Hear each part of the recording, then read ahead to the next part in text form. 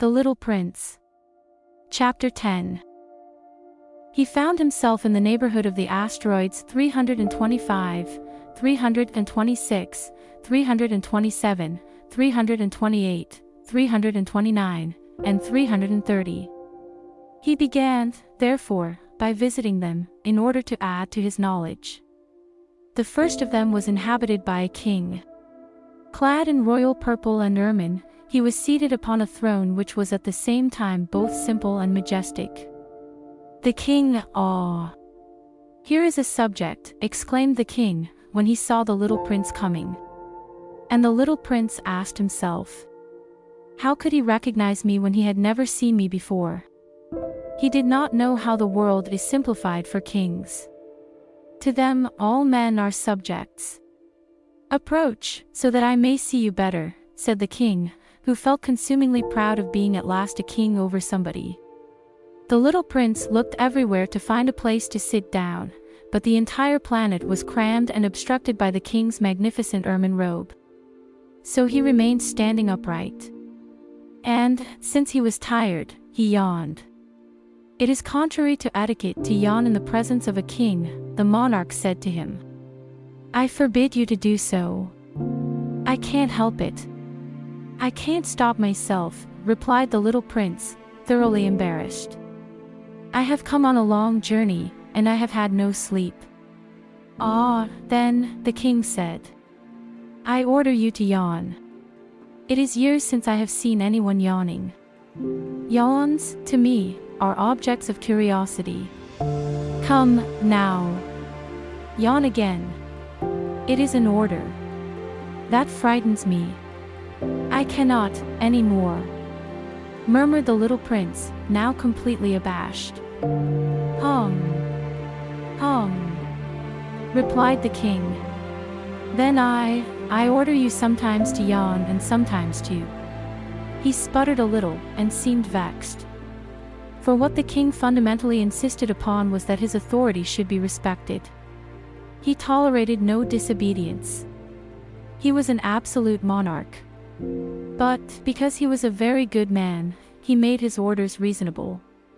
If I ordered a general, he would say, by way of example, if I ordered a general to change himself into a sea bird, and if the general did not obey me, that would not be the fault of the general. It would be my fault. "May I sit down?" came now a timid inquiry from the little prince. "I order you to do so," the king answered him, and majestically gathered in a fold of his ermine mantle. But the little prince was wondering. The planet was tiny.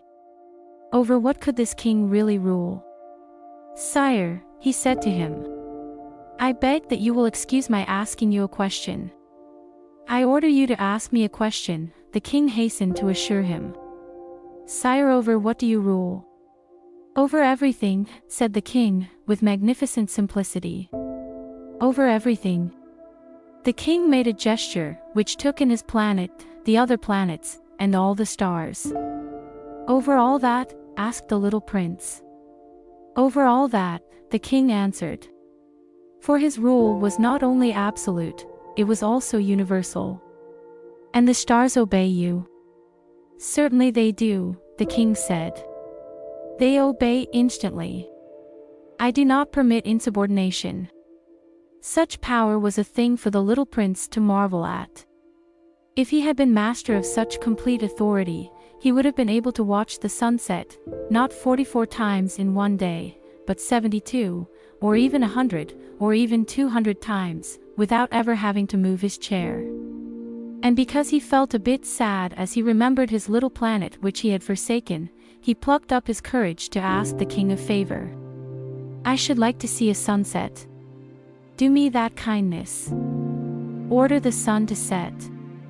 If I ordered a general to fly from one flower to another like a butterfly, or to write a tragic drama, or to change himself into a sea bird, and if the general did not carry out the order that he had received, which one of us would be in the wrong? The king demanded. "The general, or myself?" "You," said the little prince firmly. "Exactly. One must require from each one the duty which each one can perform," the king went on. Accepted authority rests first of all on reason.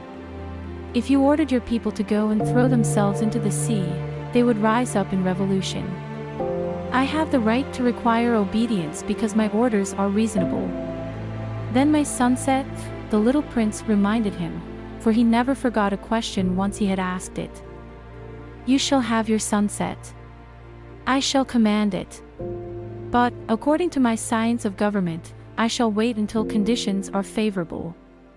When will that be? Inquired the little prince. Hum,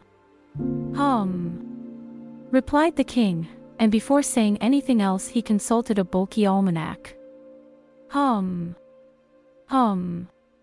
That will be that will be this evening about 20 minutes to 8.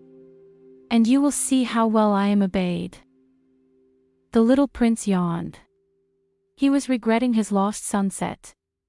And then, too, he was already beginning to be a little bored. I have nothing more to do here, he said to the king. So I shall set out on my way again. Do not go, said the king, who was very proud of having a subject. Do not go. I will make you a minister. Minister of what? Minister of justice. But there is nobody here to judge. We do not know that, the king said to him. I have not yet made a complete tour of my kingdom. I am very old. There is no room here for a carriage. And it tires me to walk. Oh, but I have looked already, said the little prince, turning around to give one more glance to the other side of the planet. On that side, as on this, there was nobody at all. Then you shall judge yourself, the king answered. That is the most difficult thing of all. It is much more difficult to judge oneself than to judge others. If you succeed in judging yourself rightly, then you are indeed a man of true wisdom. Yes, said the little prince, but I can judge myself anywhere. I do not need to live on this planet. Hum, said the king. I have good reason to believe that somewhere on my planet there is an old rat. I hear him at night. You can judge this old rat. From time to time you will condemn him to death. Thus his life will depend on your justice.